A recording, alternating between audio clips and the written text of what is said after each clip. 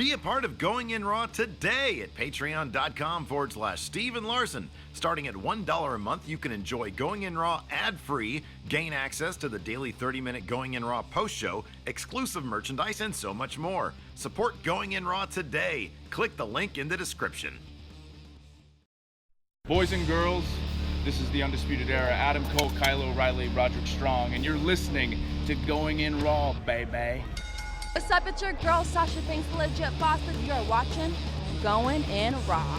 You like that? This is Shayna Baszler, and you're watching Going In Raw. What's up? This is the most must-see WWE superstar of all time and his lovely, gorgeous wife, Marie.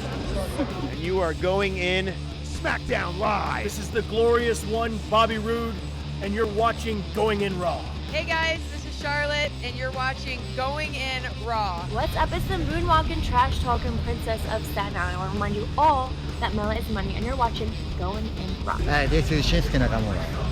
Shinsuke watching Going In the Raw. This is the knockout artist, Cassius Ohno, and you're Going In Raw.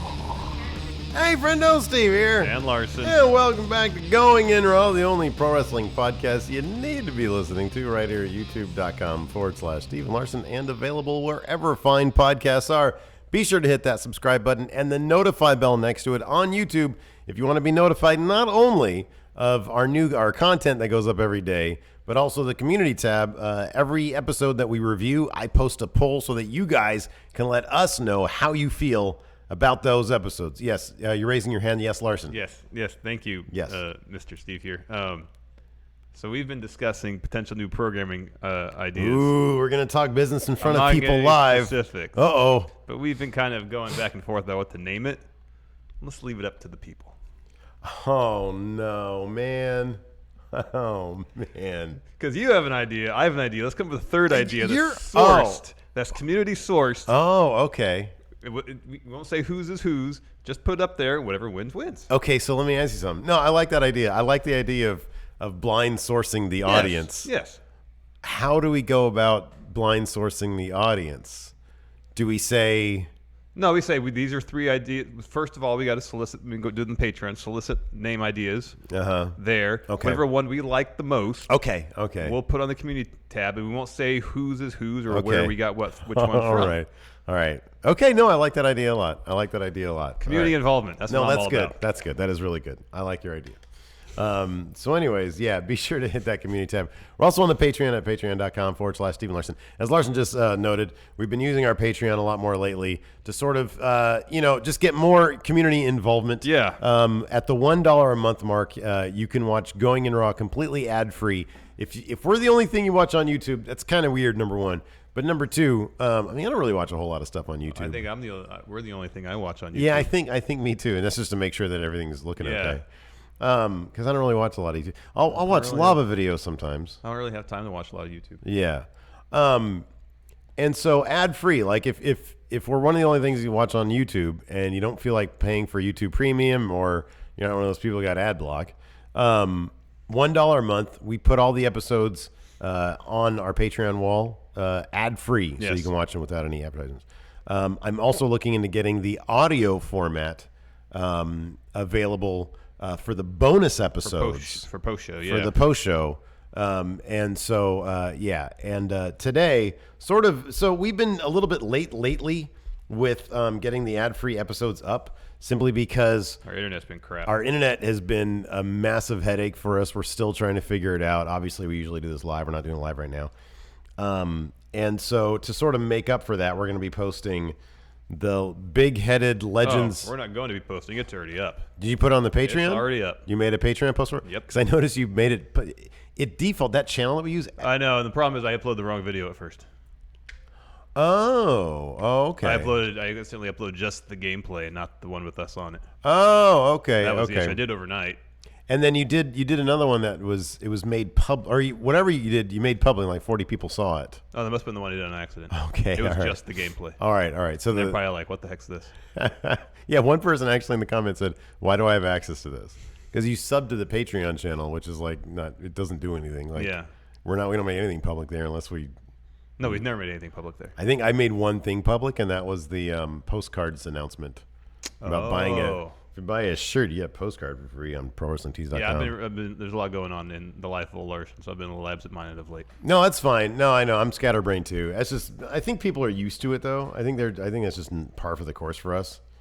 Like we openly admit that we're old. Yeah. And like it's a miracle that we're able to do what we can do the way we do it anyways. Because we shouldn't know how to do any of this stuff. No, we're old. Yeah, we're old. I should be trying to figure out how to program my VCR at this point. Oh, that's easy. That's where I'm at. People of our generation, that's easy. Like I knew how to program the VCR. What when is I was the like 8. what's the current day equivalent to that? Like setting up a VPN?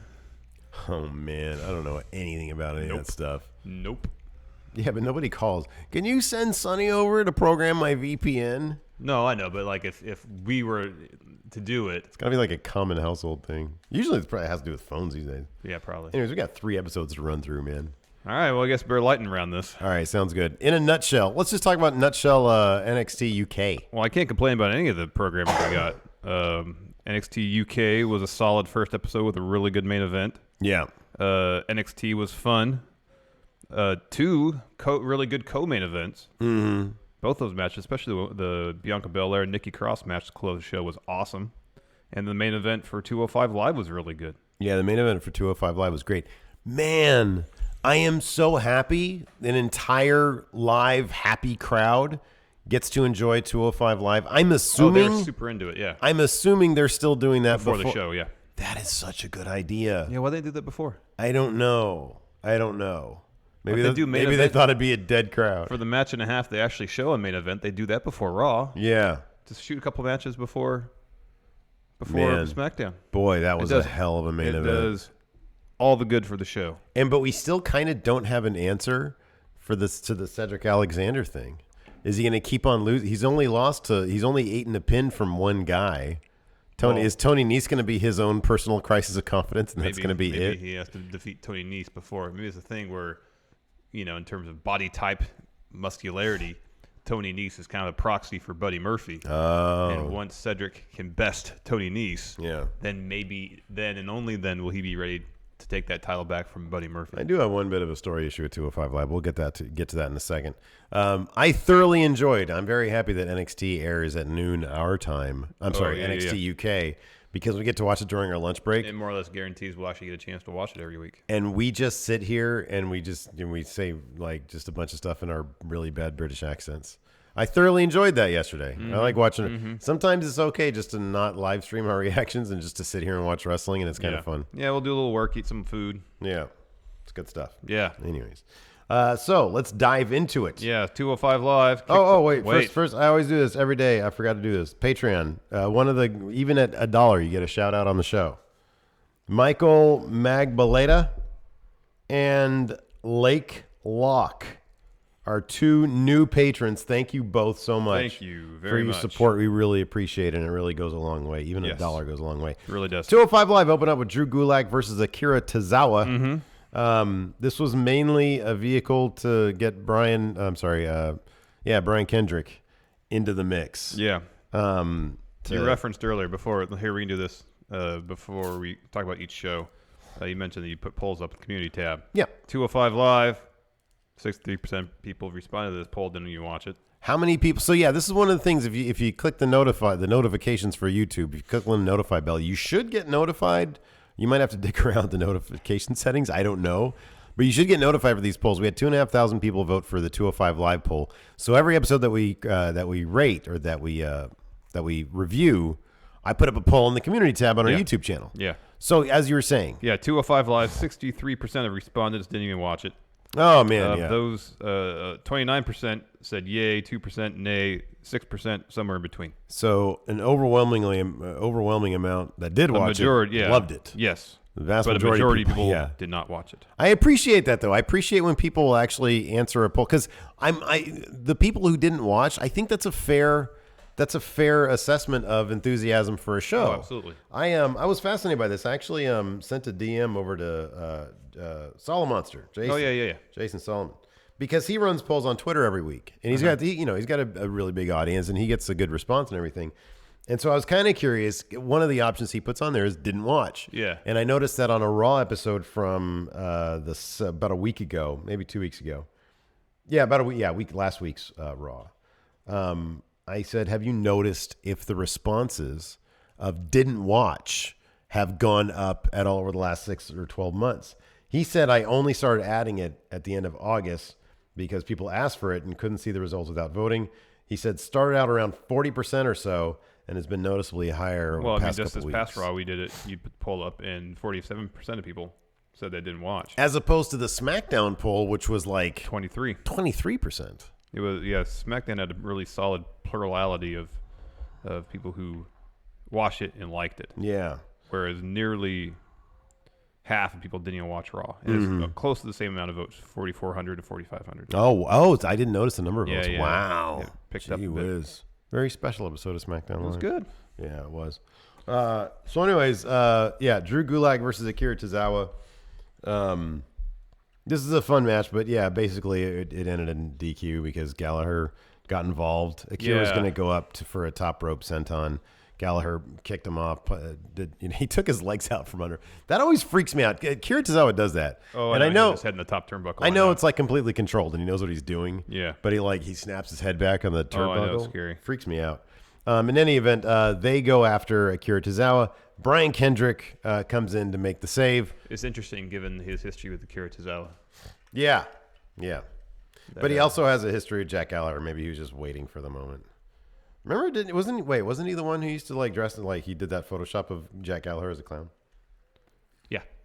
That's what led to them joining forces. It's so weird. It is weird. Doesn't make a lick of sense. After that, we had Drake Maverick, the GM of 205 Live. He was backstage with the Buddy guys, current champion Buddy Murphy. So he did come back from Melbourne.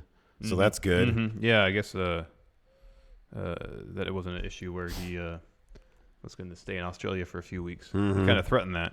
Yeah, I wonder what his experience.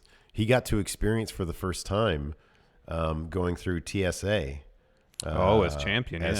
Yes. And there's always those are the stories I always love is hearing whenever wrestlers talk about having to travel with their championships. Yeah. I know Adam Cole mentioned his experiences on the Edge and Christian podcast, traveling with that North American championship. And people would wonder if, what is this?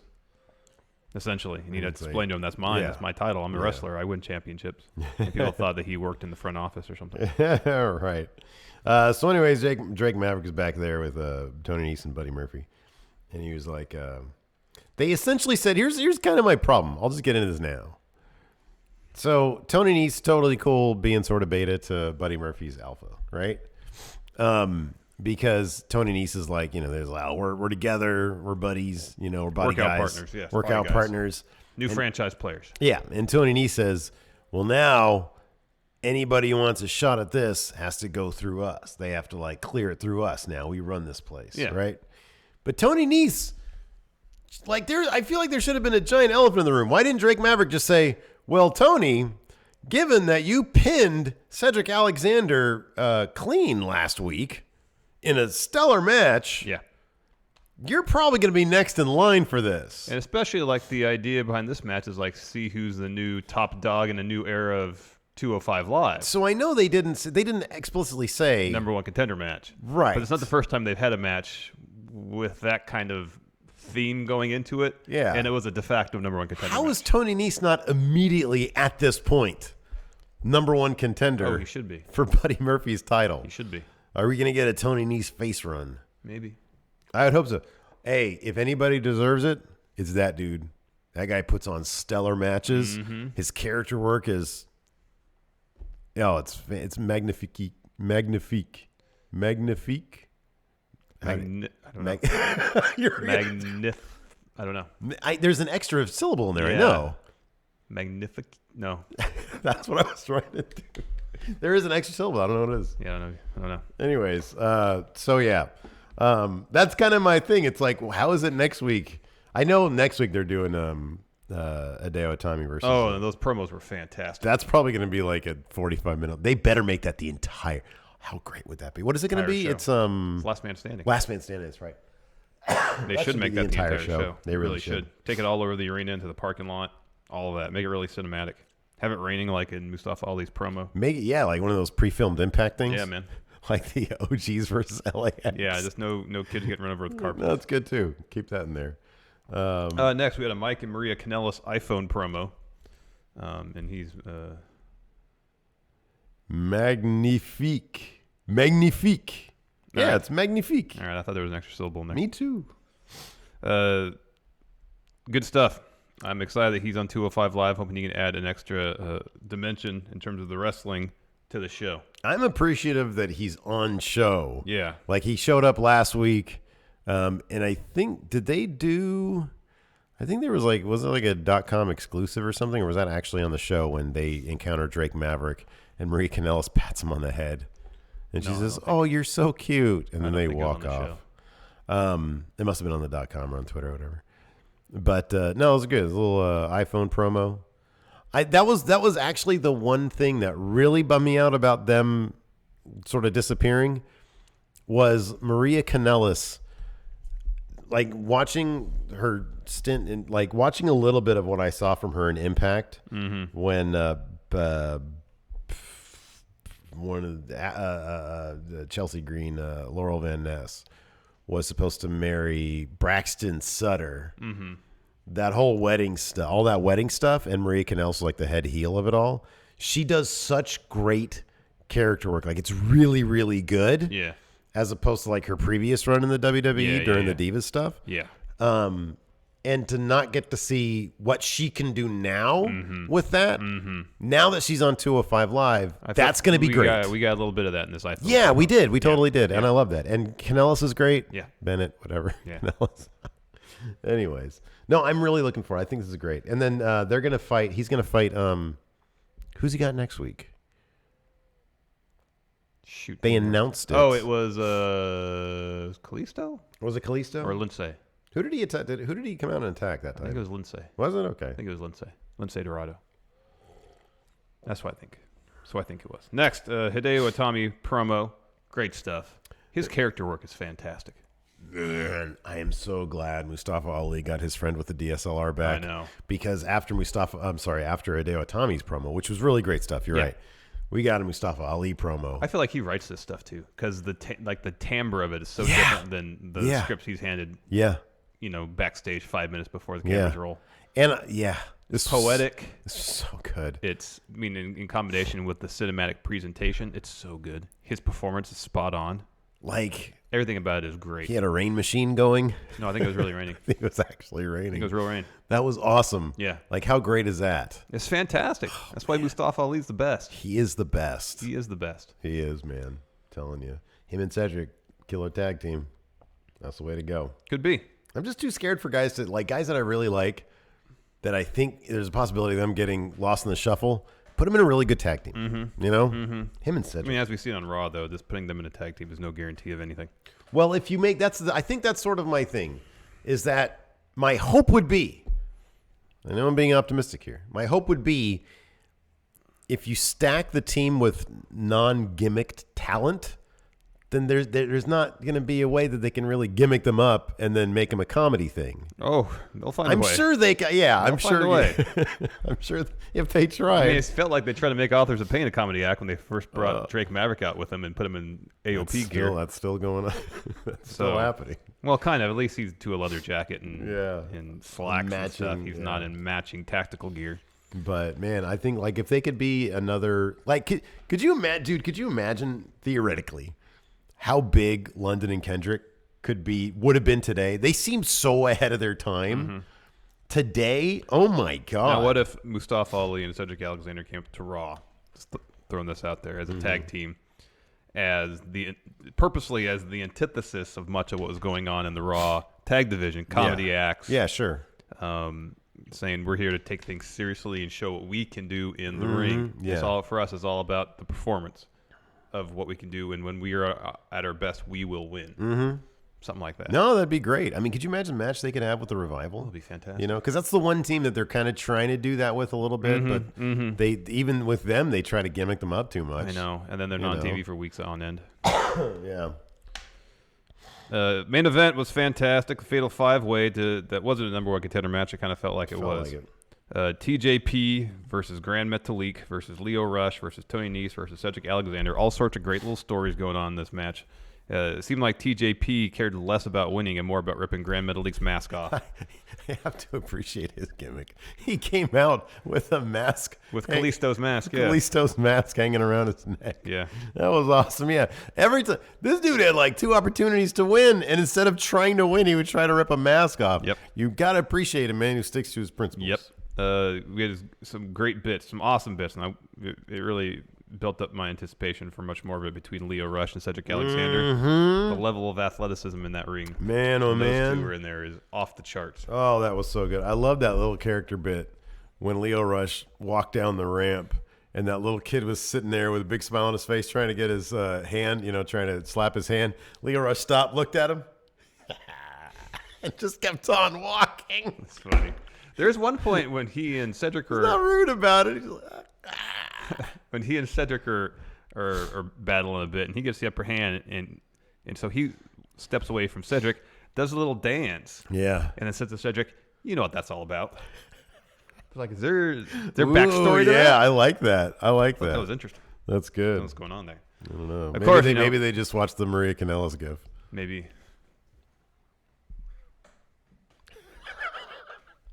And of course, Tony Nese and Cedric Alexander have been going back and forth for a couple weeks now. All sorts of really great stories going on there. There's that one spot where Tony Nese deadlift.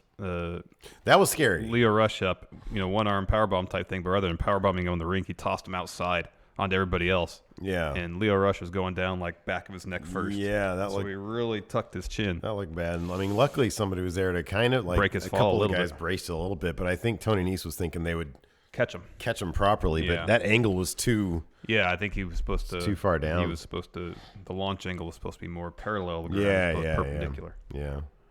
But nonetheless, that was a cool little spot. There's this great spot where Cedric catches Lio Rush when he tries to do a Hurricane Rana, and he transitions that into a lumbar check, hits the lumbar check. Lio rolls towards the ropes. Cedric goes to grab him and pull him back towards the middle of the ring. Tony Nese takes advantage, grabs him, roll up, pins Cedric via roll up for the second week in a row. That was a good roll up too. I love when roll ups actually look good because they got to be deep. They have to be. You have to be on the guy because Yes. it has to make sense for why he can't kick out. Yeah. Otherwise, roll ups especially when the ref counts slow and the roll up, it's just sort of lazy. Yeah, those are the worst. I know. Those are the worst. You got to put all your body weight on that roll up, otherwise it doesn't make any sense. It was great though, man. Tony Nese with another pin on Cedric Alexander. Cedric looked like he had just seen a ghost. He was freaked out. He was like, "This will not stand." Yeah. Crisis of confidence. Yeah, but very specifically with Tony Nese. Yeah. Yeah. I'm trying to think of a pun there, but I can't. I don't have anything.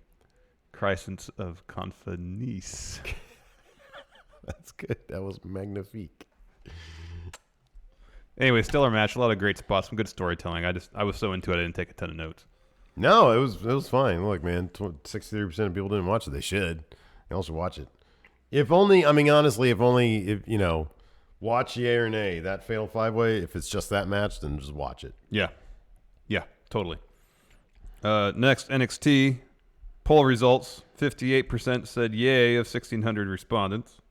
38% said didn't watch. Somewhere between 3%, nay 1%. Overwhelmingly positive response. Yeah, this was good. NXT. So I thought this was a good episode. I didn't think it was a great episode. It was bookended by two really good matches. Yes, boy.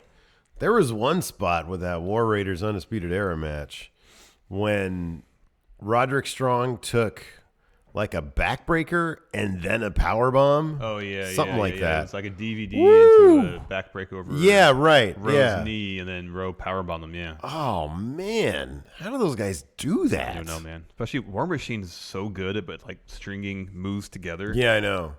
Double But they team combo all moves. look like they hurt. Oh yeah, a lot. Yeah. Yeah, I don't know, like that move that Ray Rowe does, where you kind of like flips someone over his back and then gives him a knee right away. Mm-hmm. Yeah. Like, you have so little time to prepare for it. I know. Like you get tooth knocked out or get knocked out. Period. Real easily with that. But they get to prepare for it in the Performance Center. It's true. They work on their matches. I've seen it. It's great. Yeah. Oh, confirmed by the way, Chelsea Green. Yeah. She confirmed it. Yeah, and Punishment Martinez. After he was in that picture too. Oh, was he? Okay, cool, nice. I just saw a solo one of hers that she posted. Oh on no, her they had a group Twitter. picture as Matt Riddle, Chelsea Green, Punishment Martinez. Oh, God. There were 7 in total. Dude, the level of talent is unreal. Like we won't talk spoilers, but like they announced what the War Games at the latest TV tapings. They announced what the War Games matches, and it's like if you just look at all the talent in that one match. Oh my God! I know it's obscene. I know. I mean, it's kind of easy to extrapolate what it's going to be, but yeah. So, anyways, no, I thought it was a good episode. I thought it lacked some unintentional funny.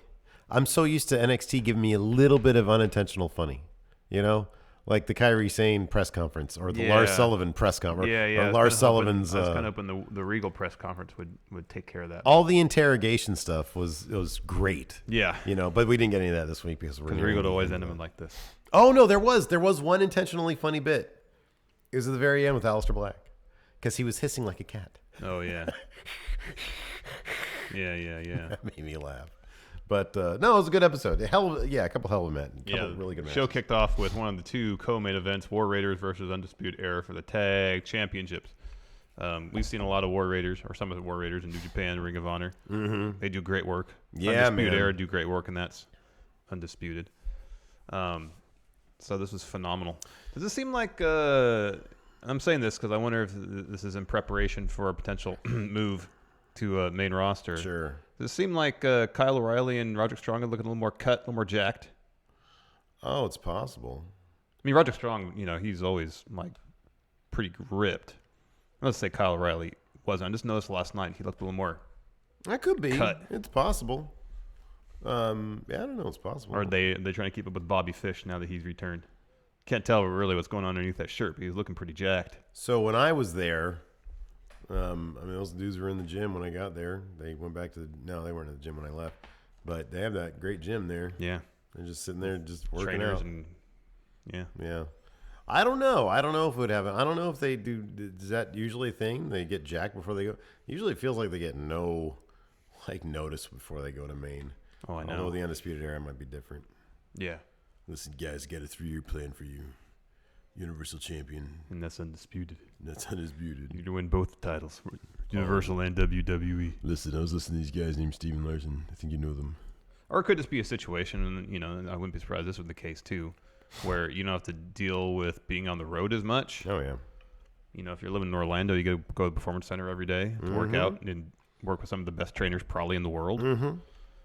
I mean, I think that not just unto itself will change your physique somewhat. I would think this. So when I was there, Undisputed Era was there, and then all of a sudden freaking Ciampa walks in. You see some dude that's jacked like that, and you're like, man, I got to pick my game up a little bit, you know? Well, you just when Gargano, like after the split of DIY and Gargano was off TV for like a month or two, and he came back and he was ripped. That dude, he had like a steel 6-pack. Yeah, he was ripped. It's crazy. So maybe that's just what it is. They just have an opportunity to, not deal with travel all the time. I know they do some travel, but it's not to the same degree you probably do on the indies or much less the main roster. Sure, yeah. So you can just spend however many hours a day you want just working out. Yeah. It's not a bad deal. Nope, seems like a pretty good deal. Anyways, yeah, like you said, this is a fantastic match. Very hard hitting. Yes. Like some of the Kyle O'Reilly especially was just getting ragdolled all over the place. It was great. Eventually, though, when it looked like the War Raiders were close to victory, Adam Cole, baby, hit the ring. Hanson, he tries to punch Hanson. Hanson pulls like the Superman 2 thing and just grabs his fist and like starts crushing his fist. And Adam Cole's all like Superman 2. Like Superman 2. And then he gets tossed from the ring. I do appreciate that commentary. They said they made a point of saying the ref is giving this a little bit of leeway because generally speaking, if somebody tries to attack you, it's going to be a DQ. Yeah. Ref let it go. Adam Cole, baby, got tossed from the ring. Eventually ate a suicide dive from Hanson. Yeah. War Raiders hit Fallout. Looks like they're going to win. In runs Bobby Fish with the chair. Yeah, man. Breaks the pinfall with chair and starts wailing away on both members of War Raiders with chair. Yep. Everybody seemed, especially Kyle O'Reilly, they all seem very happy to see him back. And you know what I liked at the end when they're all staying in the ring, they're all throwing up the Undisputed Era sign. Bobby Fish didn't. I know. He was still holding the chair. Yeah, he was holding the chair. He could easily just put it down. Nope. Nope. Got to keep it in character. I only got one hand. Yep. Because I'm holding the chair. Yep. Exactly. Nice touch. Yeah, great to have him back.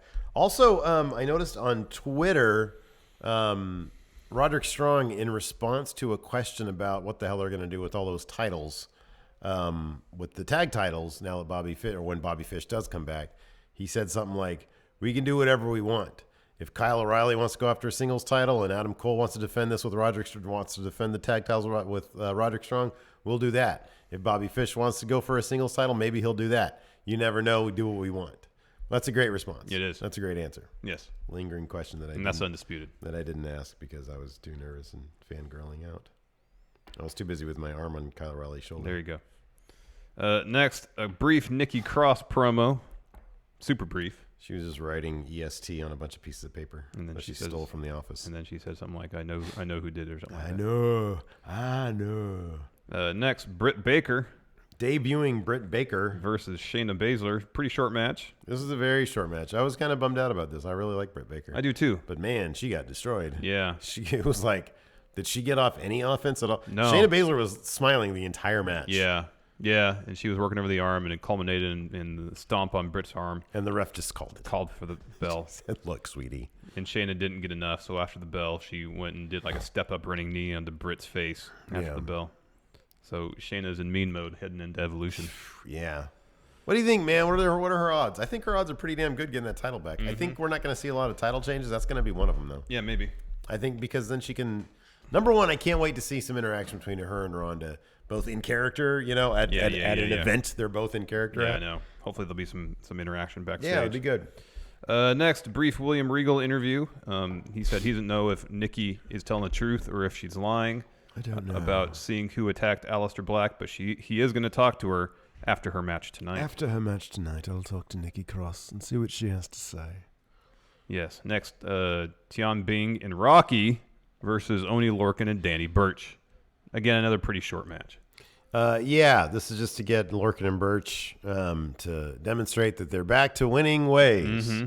And they will be, once again, probably competing for tag titles on Maybe. NXT TV. Or 205 Live if they ever have a tag division. There you go.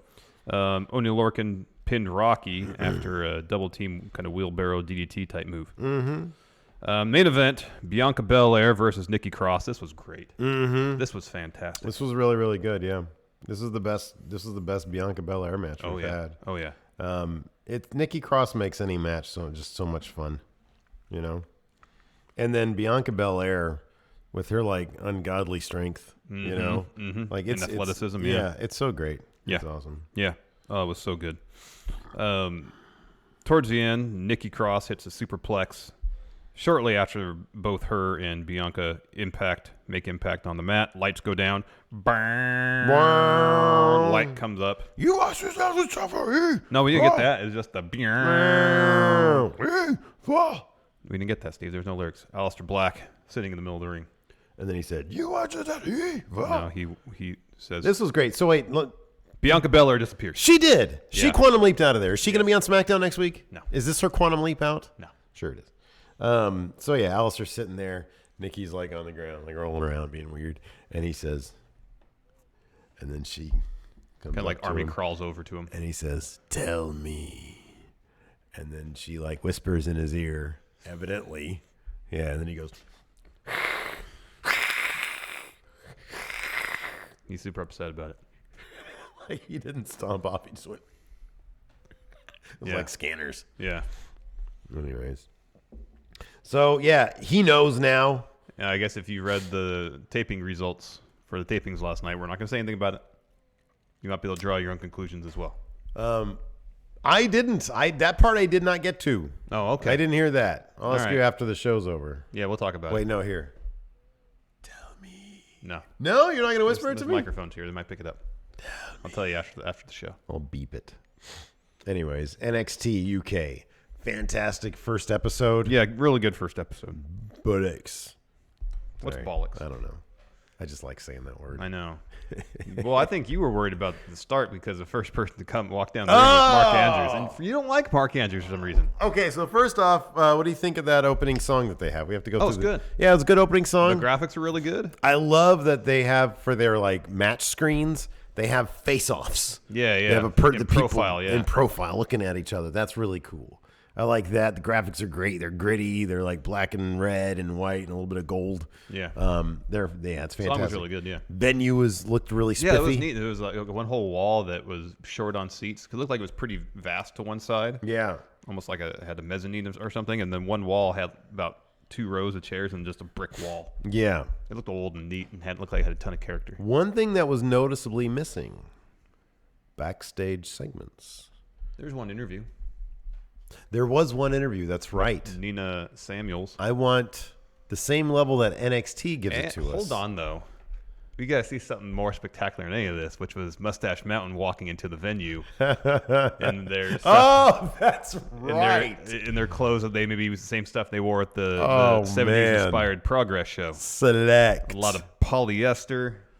Big, strong dapper. Boys. Looking great. They Anyway, look show kicked off fantastic. with Mark Andrews versus Joe Coffey. Joe Coffey is like British Otis Dozovich. No, that was Mastiff. That's Dave Mastiff. Joe Coffey, what do you look like? Oh, he's pretty hossy too. Okay, yeah. Coffey and Mastiff. Oh yeah, Coffey has the brother, right? Yeah. Okay, yeah. Okay. Yeah, hold on a second. I gotta look him up now. It's bugging me. Because all I have is Mastiff in my head, and I have it. He's clear as day.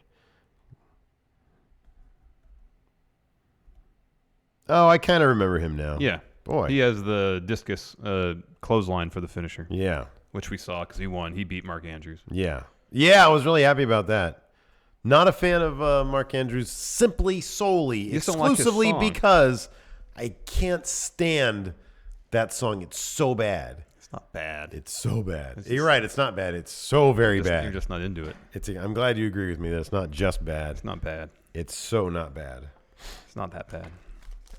It's extremely bad. It's not extremely bad. It is. I'm not gonna say it's good, but it's not. It's really bad. What's the opposite of good then? It's bad. You just there's something in between. It's called mediocre. Thank you for. Oh, so you're not saying it's yay, nay, and you didn't watch it. Somewhere in between. It's somewhere in between. I think if there's a fourth, fifth option, it's horrible. All right, garbage. that'll be the next community poll we put up. Horrible garbage. Oh yeah, Mark Andrews' song, yay or nay, somewhere in between, or didn't watch. There you go.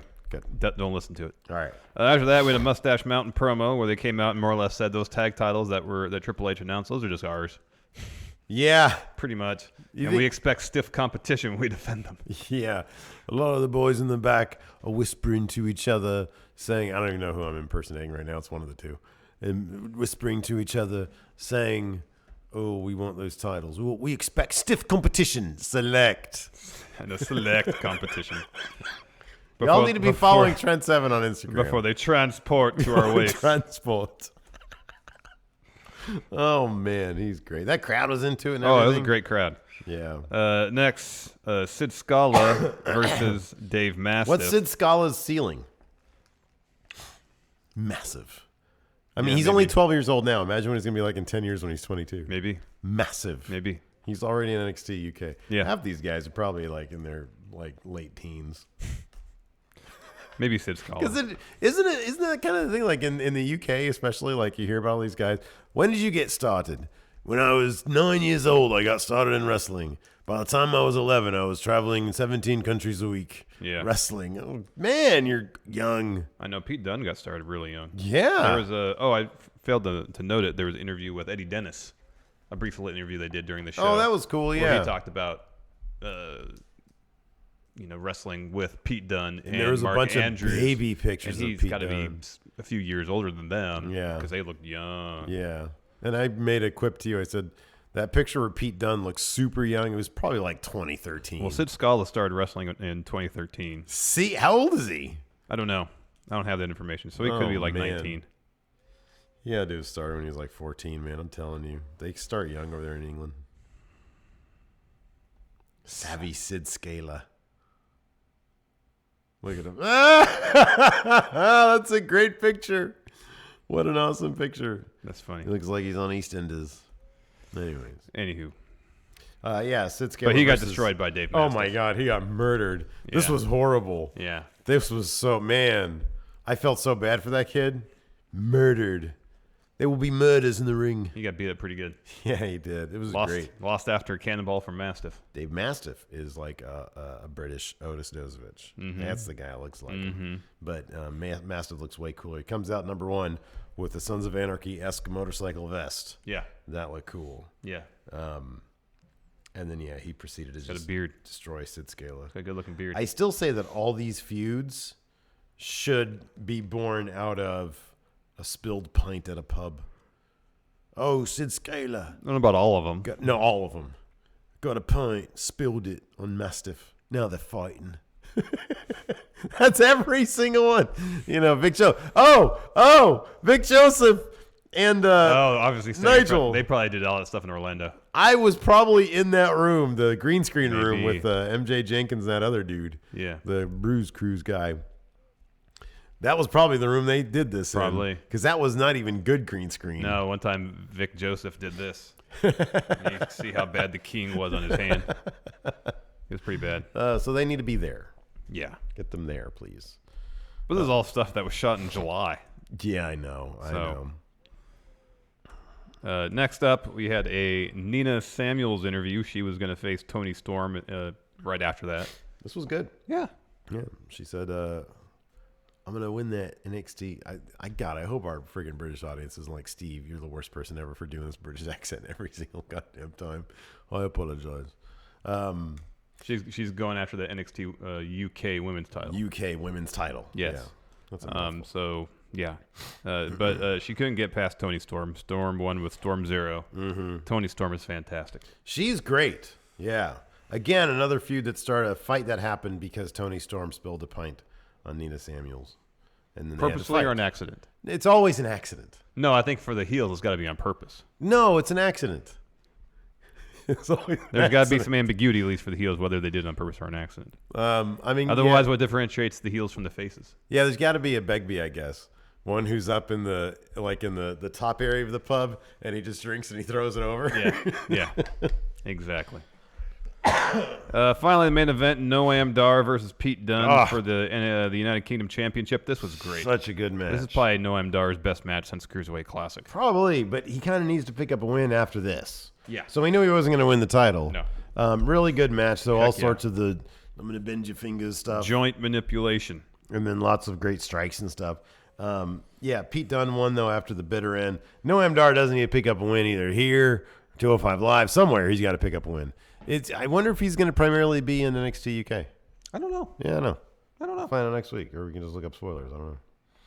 But there's like 2 more months worth of stuff they've shot. So no Gibson. No Zach Gibson in this episode. No. It is kind of interesting. So I'm how many do we know how many episodes are in the can? Probably 3 or 4. They shot in July, August, and September, and they just did one. So there's 4 months worth of. Oh wow, okay. Well, this would be the July taping, I guess. Okay, I haven't looked at any of the spoilers beyond a couple things. Like I think I know who the women's champion is. They just unveiled the tag team championships. Do they have tag team champions? I don't believe so. Okay. Unless that was determined in the last tapings, but okay. I'm not aware. All right. Yeah, I don't know. It'll be very interesting, 3 months from now to see who that isn't, from the first UK tournament. If anybody from this last round, if Zach Gibbs, who steps up as because Pete Dunne is in NXT Prime. Yeah. I know he's going to be pulling double duty, but somebody's got to get that damn title off him. I know they need to sign Walter to do it. Yeah, I know. Because or they got to really start investing a lot of time and energy in building up someone who's already there. Because right now I just don't.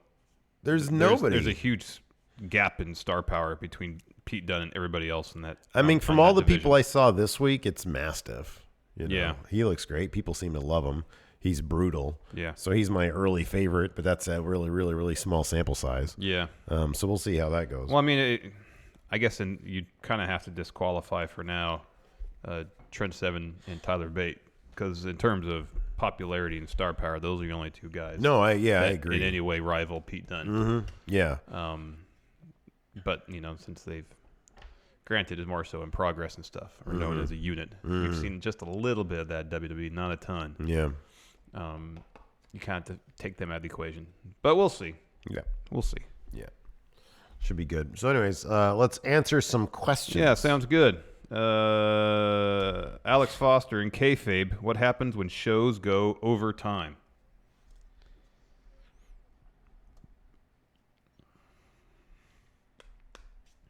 Well, I mean, in any live sporting event, I think there's not necessarily.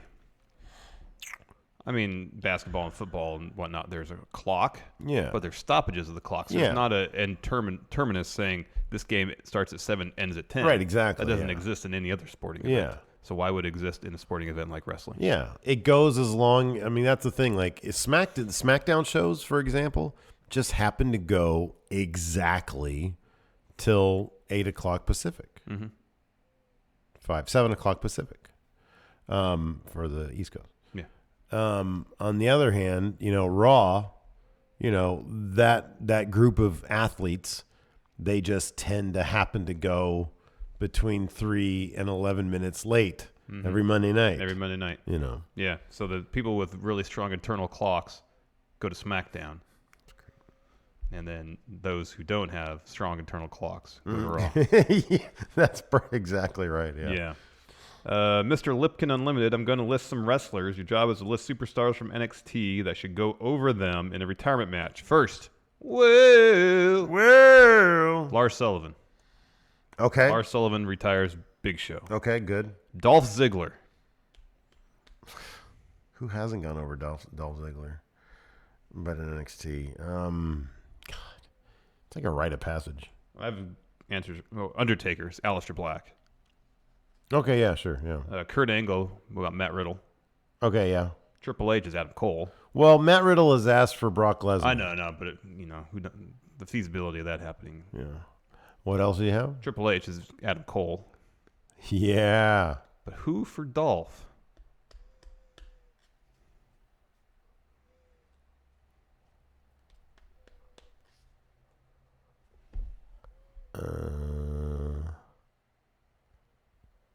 So Dolph is a really good seller. Roderick Strong is like my favorite seller right now, so maybe Roderick Strong. Does anybody even benefit from going over Dolph? Isn't the whole point of putting somebody over like they're supposed to benefit To get from the it? rub, I know. I don't know. Shayna Baszler. All right. That'd be great. Chokes the shit out of Dolph. Yeah. Because that's different. That's the thing. I'll stick with that answer. I'll say Shayna Baszler. Yeah, because nobody really benefits from beating Dolph anymore. No. That's all he does. So I don't want that anymore. So it has to be something different. And I think making an intergender thing makes it different. Yeah. Okay. Fair enough. Or Gargano. Yeah, Gargano's doesn't do not bad. much for him. No, not really. Doesn't do anything. Horton here's a new writer. Have you gotten to the John Cena storyline in 2K19 My Career Mode yet? The voiceover of Cena is hilarious. Power rank superstars that should have voiced John Cena. We have not gotten that far We yet. have not, but that really makes me want to hop on. So today we're going to do... We Book Raw. We Book Raw. If we have extra time. Maybe. Yeah, we can we'll do some of My that. Career. Power rank superstars that should have voiced John Cena. Well, other than John Cena. John Cena, obviously. You. Okay. I'm going outside the realm of superstars. I'm going to say Larson. Who do you think has the best John Cena impression in WWE? I wonder who does impressions. Oh, man. Big E. I would love... Big E should voice John Cena, but just sort of make it Big E. You know? Yeah. He just... That would be hilarious. That would be great. That'd be great.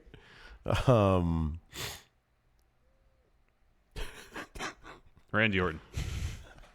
Yeah. I'm trying to think of somebody who would be like completely obvious. Oh, Randy Orton. Yeah, Randy Orton. Doesn't even try. He just speaks in his normal cadence. Nemo, how good of a seat do you think the balcony seats are in the NXT UK arena? Well, they're balcony seats, so they gotta be great. Yeah, probably get a good vantage point of everything. Yeah.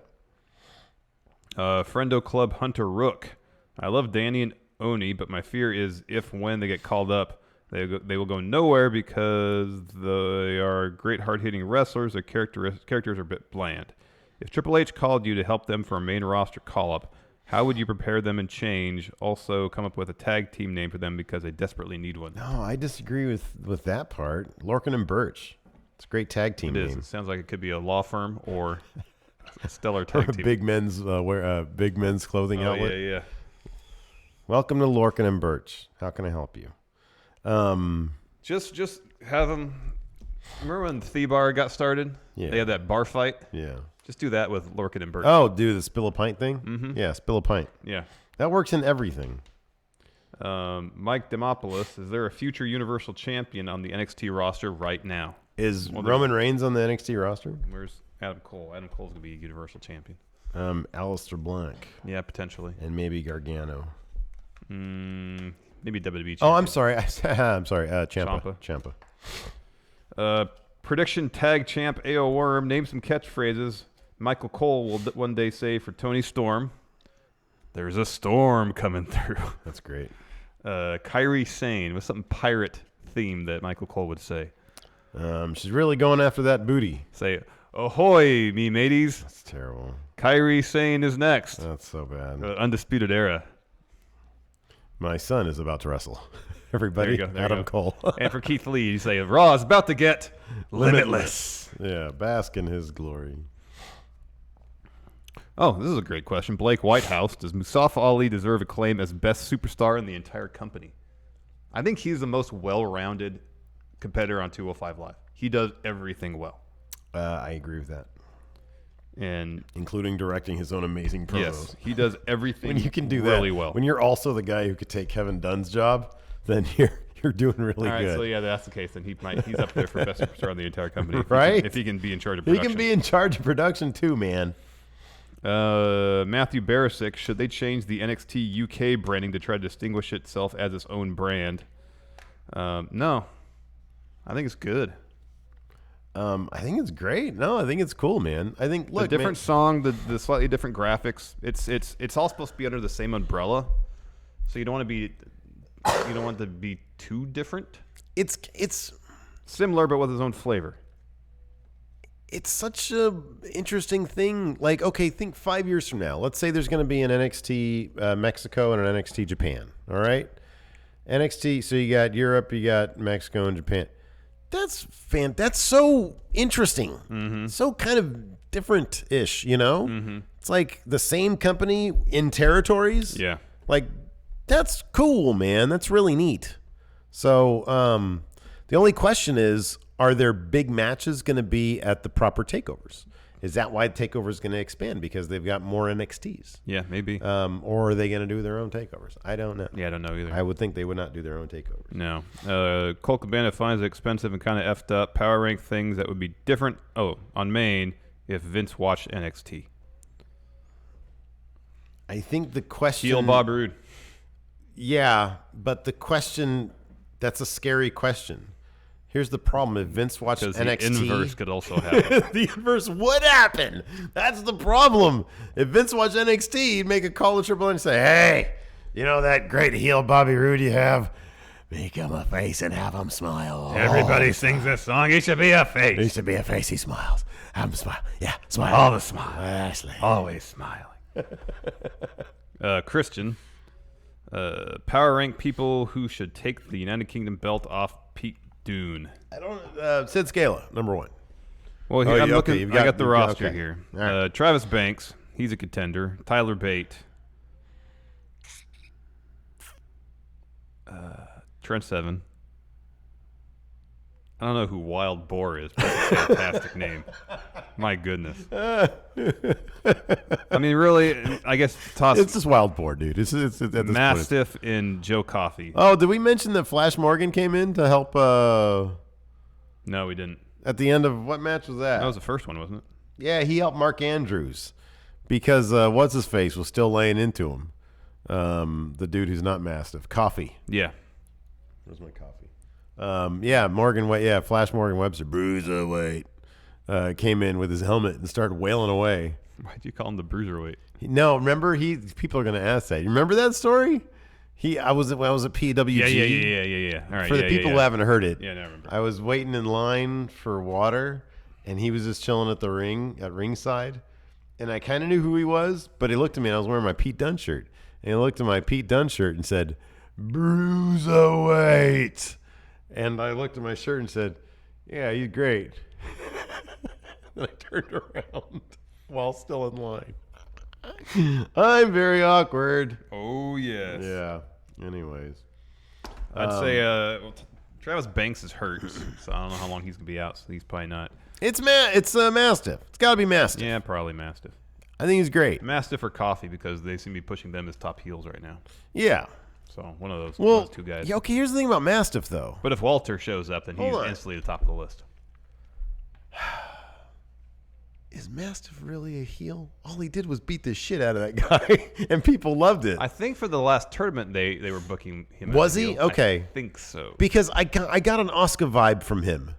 Like, man, this dude's just going to beat the crap out of you. Maybe. He's mean. He exists above heel face. He just likes to fight. Yeah. I kind of get that from him. Oh, could be. If that's the case, then he's going to be fast track. Could you imagine like a really brutal, I'm sure they probably fought a million times in Progress or wherever, but Mastiff versus Pete Dunne? Mm-hmm.